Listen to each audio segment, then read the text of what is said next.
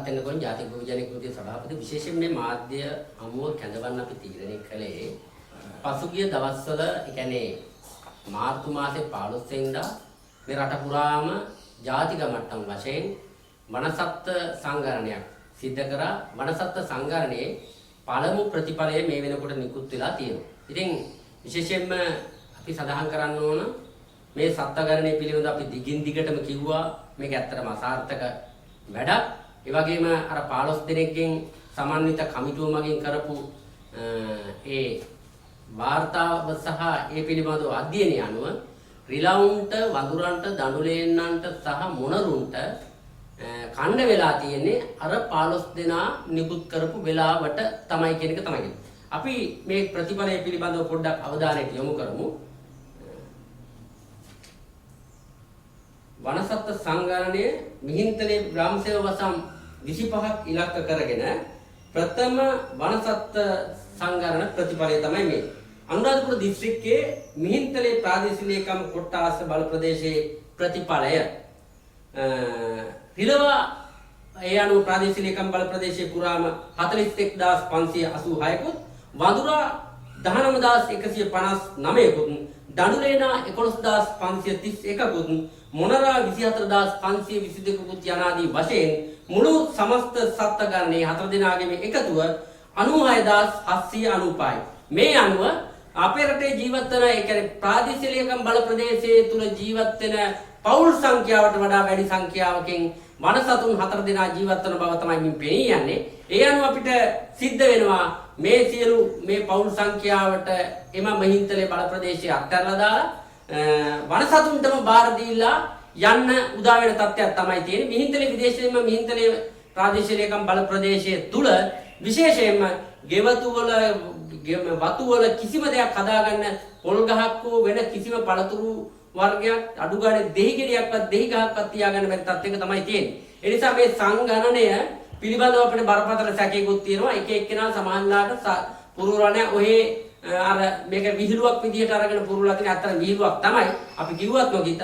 ඉතින් ඒ නිසා ප්‍රථම සත්ත්ව සංගණන ප්‍රතිඵලය මංගල ප්‍රතිඵලය නිකුත් වුණා. හැමදාම අර මැතිවරණ සමය වගේම මිහින්තලේ ආසනයේ තමයි බොහෝ දුරට පළමු ප්‍රතිඵලය කියන්නේ. ඒ වගේම සත්ත්ව සංගණනයේ ප්‍රතිඵලය පළමු ප්‍රතිඵලය මිහින්තලේ බවට පත් වුණා. ඒ නිසා අපි කියන්නේ දැන් 28 වෙනකන් නාමල් කරුණාරත්න මහත්තයලා මේ කියනවා. ඊට පස්සේ සති 3-15 දෙනාගේ කමිටුවට ඒ සඳහා වැඩ මේ පිළිවෙලක් සකස් කරන්න යාවි මාස දෙකක්වත් තාම මට්ටම්. එතකොට මේ වැඩේ කල්මාරණ එක කරන්නේ. ඒ වගේම අසාර්ථක වැඩක්. නාමල් කරුණාරත්න ත්‍රිලව් ගන්න ඔහුගේ තියෙන භාවිතාව තුල. ඉතින් ඒ නිසා කොහොම වුණත් මේ අසාර්ථක ජෝකර්ලා පන්නේ වැඩ කරන්න නෙමෙයි ඕනේ. හරි නිසි වනසත්ත්ව හානිය සඳහා නිසි පිළිතුරු අවශ්‍යයි. මේ සංගණනයන් පිළිබඳව අපිට බරපතල සැකයක් තියෙනවා. සමහර රිසිට් වල වැඩියෙන් පිරිවුවද කියලා. අනිත් එක සමහර ග්‍රාම සේවා වසම් වල රිලවුන් එක පුජ්‍යලයාගේ මේ වගේ තියෙනවා 150 100 වගේ එක විනාඩි 5ක් ඇතුළත 150ක් ගණනය කරන්න පුළුවන්ද කියන ප්‍රශ්නෙත් අපිට තියෙනවා. අර ඒ දඬු වෙනවා, හරිය මොනරු වෙනවා, එහෙම සතුන් වෙනවා. ඒ නිසා මේ ප්‍රතිඵලය තමයි තියෙන්නේ. ඒ අනුව ලංකාව පුරාම තියෙන ප්‍රාදේශීය ලේකම් බල ප්‍රදේශවල අපිට දවස් 4-5ක් වෙනකොට ඒ අවශ්‍ය දත්ත ටික ලැබෙවි. ඒ අනුව අපි ප්‍රතිඵල නිකුත් කරන්න. ඉතින් මේක අසාර්ථක වෑයමක තවත් එක් පියවරක් පමණයි. දැන් මේ කවුද වසන්ත සමරසිංහ සහෝදරයා මන්ත්‍රී නැමතුමානේ නැමතුමා කියනවා මේ කන්නේ මේ කියන්නේ මේ පාරිභෝගික ජනතාවට සහල් නිකුත් කරගන්න මේ කියන්නේ තිබුණ නැති වුණොත් ඒ කියන්නේ හාල් හිගයක් ඇති වුණොත් ආනයනය කරන්න හරි සිද්ධ වෙනවා කියලා ආනයනය කරනවා කියලා. ඒ කියන්නේ දැන් ගොවි ජනතාව විදිහට ඔබලා හිතන්නේ මේ සැරේ අස්සන්න නැත්තරම නැද්ද? නෑ අස්සන්න නැතුව නෙමෙයි වසන්ත සමරසිංහ අමාත්‍යවරයා වෙළඳ අමාත්‍යවරයා ලෙසත් ඊළඟ කෘෂිකර්ම අමාත්‍යවරයා ලෙස නාමල් මේ ලාල්කාන්ත අමාත්‍යවරයා නියෝජ්‍ය අමාත්‍යවරයා විදිහට නාමල් කරුණාරත්න අමාත්‍යවරයා ඇතුළු ජනාධිපතිවරයාට මේ කැබිනට් එකට එකම විසඳුම සහල් ගෙන්නා ගැනීම තමයි. ඒ නිසා මේ සහල් අර්බුදය වෙළඳපොළ කළමනාකරණය කිරීමේ අධිකාරී බලය ආණ්ඩුව අතින් ගිලිලා තිනවා. මේ රටේ මේ 2024-25 මාස කන්නේ සමස්ත වී අස්යන් තාමත් කෘෂිකර්ම දෙපාර්තමේන්තුවේ ඔය ආර්ථික සංගණන ඒකේ නෝනා මහත්තුරු තාම සංගණනයක් කරලා නැහැ. අද ඒකකින් සංගණනයක් කරලා නැහැ කොච්චරද කියලා.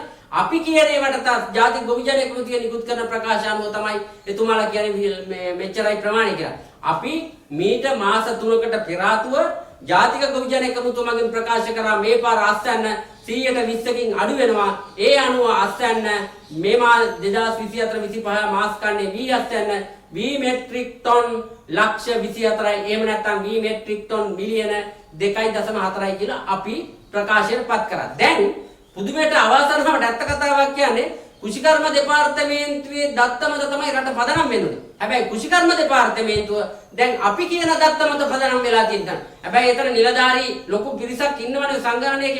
ඒ නිසා මේ රටේ 2024-25 මාස කන්නේ වී නැත්තරම නැතුව නෙමෙයි. අස්වැන්න විදියට මේ වෙනකොට 95කට 90කට ආසන්න ප්‍රමාණයට සමස්ත අස්වැන්නු නෙලලා ඉවරයි. ඒ අනුව දැනට මුළුමනින්ම අස්වැන්න නෙලපුවාම වී මෙට්‍රික් ටොන් ලක්ෂ 24ක් ඒ කියන්නේ මිලියන 2.4ක් තියෙනවා. එම වී වල සහල් නිෂ්පාදනය කරන්න පුළුවන් වෙන්නේ අනිවාර්යයෙන්ම අගෝස්තු අග වෙනකම් විතරයි. එතකොට මේ සිංහල අලුත් අවුරුදු සමය වෙනුවෙන් එහෙම අර්බුදයක් සහල් ගැනීමේ උවමනාවක් ඇත්තටම නැහැ. මොකද පහුගිය කාලේ ගෝඨාභය රාජපක්ෂ අර රසායනික තෙල් පොහොර කාලෙවත් සිංහල අවුරුදු සමයේ ගෙන්නුවේ නැහැ.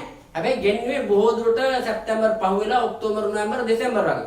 දැන් වසන්ත සමරසිංහලා හිතරුවක් වගේ බය වෙලා හීනෙන් බය වෙලා වගේ හාල් පෝල් ඇති වෙයි හාල් පෝලිං ඇති වෙයි කියන බයට ප්‍රකාශ නිකුත් කරනවා හාල් පිට රටින් ගෙන්නනවා කියලා. එතකොට මේ රටේ වී නිෂ්පාදකයා වෙච්ච ගොවි ආසන්නයටපත් වෙනවා.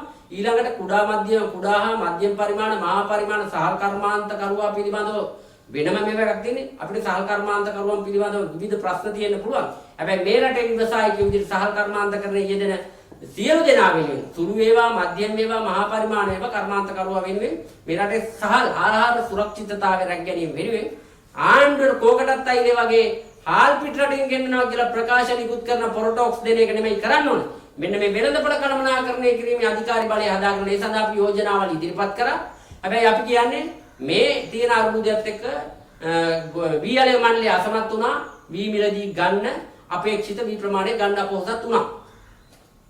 දැන් මේ ඔබතුමා විතරම වී අලෙවි මේ කියන්නේ කුෂිකර්ම දෙපාර්තමේන්තුව සහ අමාත්‍යවරුන්ට චෝදනා කරනවා.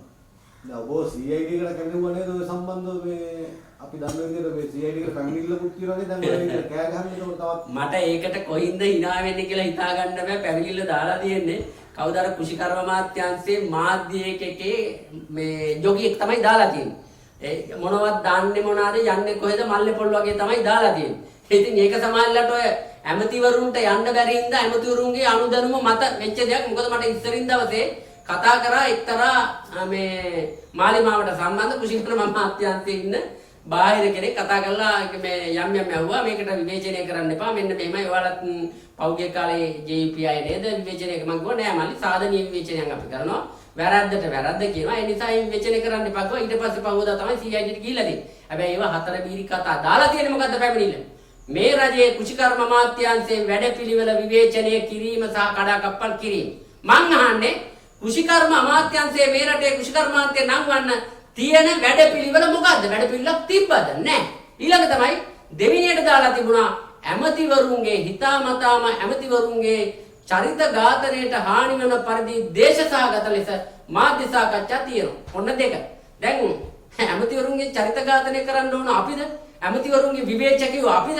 දැන් නාමල් කරුණාරත්නගේ විවේචකයා කවුද? නාමල් කරුණාරත්න කුෂිකර්ම ඇමති වෙන්න ඉස්සරලා රංගබාපු භූමිකාවක් තිබ්බා 2009 සමස්ත ලංකා ගොවිජන සම්මේලනයේ කියන්නේ ජාතික සංවිධායක වුණ දවසේ ඉඳලා මේ අවුරුදු 15ක් ඇතුළත තමයි ඔහු භූමිකාව. මොකද නාමල් කරුණාරත්න කුෂිකර්ම වර්තමාන නාමල් කරුණාරත්න කුෂිකර්ම මාත්‍ය නියෝජ්‍ය මාත්‍යවරයාගේ විවේචකයා ඝාතකයා ඔක්කොම නාමල් කරුණාරත්න. ඒතකොට ලාල්කාන්තගේ අමාත්‍යවරයාගෙත් එහෙම තමයි.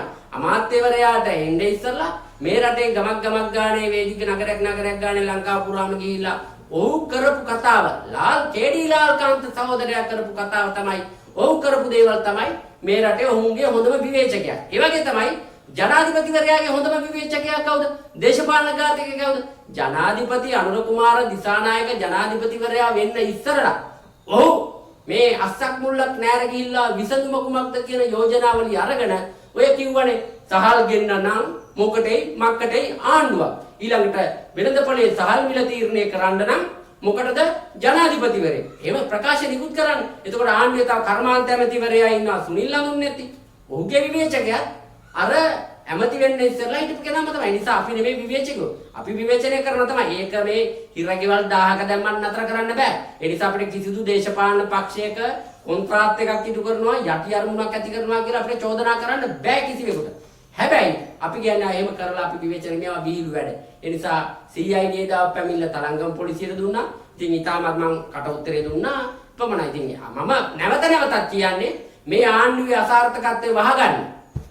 මේ වැඩ පිළ කුෂ්කාර්මික වැඩ පිළිලාව දැන් සහල් අර්බුදේ විසඳ ගන්න බැරුව දැන් බීයාලේ මණ්ඩල හොඳම උදාහරණය.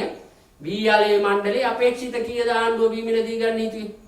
ජනාධිපතිවරයා ජනාධිපති වෙච්ච ගාම සැප්තැම්බර් 21 වෙනිදා හෝ ඊට ආසන්න දිනයකදී ජනාධිපතිවරයා කියනවා මේ රටේ වී මෙට්‍රික් टन සහල් අර්බුදේ විසඳන්න වී මෙට්‍රික් टन ලක්ෂ 3ක් අපි ගන්න සැලැස්ම සකස් කරනවා. ඒ සඳහා මිලියන 3000ක් වෙන් කරනවා කියලා.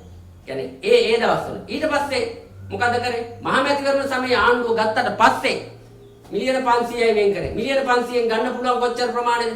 වී මෙට්‍රික් टन 40166යි. එහෙමනම් මේ මිලියන 500 නෙවෙයි කෝටි 500යි වෙන් කරේ. එතකොට සාමාන්‍යයෙන් 120 ගානේ වී මිලදී ගන්න නම් රුපියල් කෝටි 3900ක් වෙන් කළ යුතුමයි මේ අපේක්ෂිත වී මෙට්‍රික් टन ලක්ෂ 3 මිලදී ගන්න. ඒ නිසා මේක පුස්සක් ලත්තනම ලොප් වෙච්ච දෙයක්. ඒ නිසා මුලදී සහල් කර්මාන්තකරුවෝ ගෙනල්ලා ජනාධිපතිවරයා ඉස්සරහ තියන මොකද කියන්නේ? මේක සූදානම් නැද්ද කියලා පොඩි සංදර්ශන සගක් දාලා ඊට පස්සේ මොකද කරන්නේ? පම්පෝරියක් ගහලා මොකද කියන්නේ කියලා අන්න එකඟ කරගත්තා. ඊට පස්සේ ආණ්ඩුව දන ගැවුවා ජනාධිපතිවරයා ඇතුළේ හැමෝම මහා පරිමාණ මූල්‍යමිය ඇතුළේ සහල් කර්මාන්තය කියන්නේ. ඒකට හේතුත් තියෙනවා. ඊළඟට දෙවෙනි පාර මොකද කරන්නේ?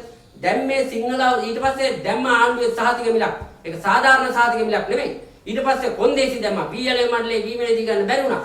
මං අභියෝග කරා ඒ දවස්වල මගේ මාධ්‍ය හඬපට පරීක්ෂා කරා නම් මං අභියෝග කරා පුළුවන් නම් වී මෙට්‍රික් टन ලක්ෂයක් අරන් පෙන්නන්න කියලා.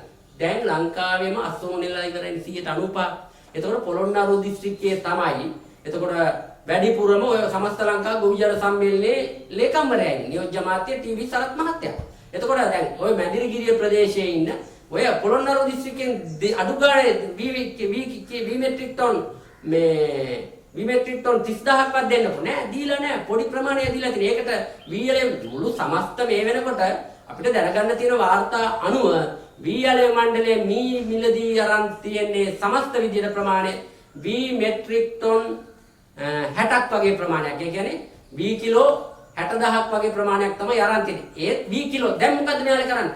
සංඛ්‍යාදත්ත අනුව සංඛ්‍යාත්මක විද්‍යාවක් කරනවා. දැන් අපි සාමාන්‍යයෙන් මෙට්‍රික් टन කියපුවම අඩු ප්‍රමාණයක්නේ. දැන් නාමල් කරුණාරත්න අමාත්‍යවරයා එතකොට වීඑල්ఏ මණ්ඩලයේ සභාපති පව් උන්නේ නැහැ. එතකොට ඔක්කොම කියන්නේ අපි වී මිලදී අරන් තිනවා වී කිලෝ ලක්ෂ ගණන්. වී කිලෝ 60000ක් අරන් තියෙනවා.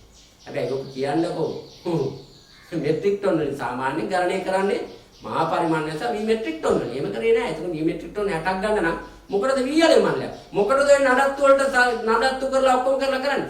ඒ වී මෙට්‍රික් टन 60 අපි කියන වී මෙට්‍රික් टन 100ක් ගණන් කියලා අස්සන්න මුළුමනින්ම නෙම්පුවාම 100ෙන් මොකද්ද කරන්න පුළුවන්? දවස් එකමාරට මේ අරුමුදෙට මුණ දෙන්න බෑ. අනිවාර්යයෙන්ම ඒ නිසා කුඩා මධ්‍යම පරිමාණ වේවා පුජ්‍යලිකංශේ වී බෙලෙන්දෝ අර ආණ්ඩුවේ සහතික මිලට වඩා අසාර්ථක සහතික මිලට වඩා වැඩියෙන් වී කිලෝ එකක් මිලදී ගත්තා සම්බා නානු කීරි සම්බා. මෙතන තමයි අරුමුදේ තියෙන්නේ. ඒ නිසා මෙයාලා දැන් ඉස්සරහට ගෙන්නේ මේ සිංහල අලුත් අවුරුදු සමය උත්සව සමය දඩමීමා කරගෙන ප්‍රාණපේට තියාගෙන පාරිභෝගිකයෝ මහා පරිමාණ මූල්‍යමියෝ ඒවා සහල් කර්මාන්තකරුවෝ ඒවා ප්‍රකාශ කරනවා. ඇත්තට මිලදී ගත්තේ වැඩි වෙන්නේ. ඒතර ආණ්ඩුවට වැඩි පිළිලක් තිබෙන්නේ. ඒ නිසා අපි මිලදී ගත්තේ මේ අනුව. ඒ අනුව හාල් කිලෝ එකක් නිෂ්පාදනය කිරීම සඳහා පිරිවැය සම්බා කීරි සම්බා නාඩු සඳහා මෙච්චර ගණන් යනවා. ඒ නිසා අර වෙනස් කරපු 2024 ජනාධිපතිවරයාට වෙනස් කරපු සහල් මිල පාලන ගැසට්ටුව අනිවාර්යයෙන් වෙනස් කරලා දෙන්නේ නැත්නම් හාල් අර්බුදයක් ඇති වෙනවා සිංහල අලුත්. මොකද සිංහල අලුත් වල සමේ වැඩිපුරම කන්නේ සම්බා සහ කීරි සම්බා. ඒ නිසා අපි නිරන්තරයෙන්ම කියන්නේ මේ රටේ ආණ්ඩු දෙකක් තියෙනවා. මේ රටේ ජනතාව 3න් 2ක් ඉල්ලුවේ නැහැ. හැබැයි මේ රට වෙනස් කරන්න මේ සහල් අර්බුදය ඒවා විනාශ කරන්න රාජ්‍ය සේවයේ අකාර්යක්ෂමතාව වෙනස් කරන්න දූෂණය අල්ලස ඒ සියලු දේවල් වෙනස් කරන්න ඒ කියන්නේ සිස්ටම් චේන්ජ් එකක් කරන්න මහා 3-2 ජනවරමක් දුන්නා. එතකොට ඒ 3-2 ජනවරමට බැරි වුණා අර සහල් අර්බුද වෙළඳපොළ කළමනාකරණය කරන්න. පාරිභෝගිකයන්ට සිංහල අවුරුද්දට නෙමෙයි ජනවාරි 1 වෙනිදාට කිරිබත් කන්න කැකුළුවල් තිබුණේ නැහැ. තයිපංගොල්ල උත්සවයේ හින්දු බැතිමතුන්ට කිරිබත් කන්න ආහාර තිබුණේ නැහැ. ඒ වගේම තමයි ක්‍රිස්තියානි බැතිමතුන්ට ආහාර තිබෙත් නැහැ අවශ්‍ය ආහාර එහෙම අර්බුදාව. ඒ නිසා මේ ආණ්ඩුවට බැරි වුණා විසඳගන්න මේ සහල් අර්බුද කළමනාකරණය. සිංහල අවුරුදු සමයේත් බෑ.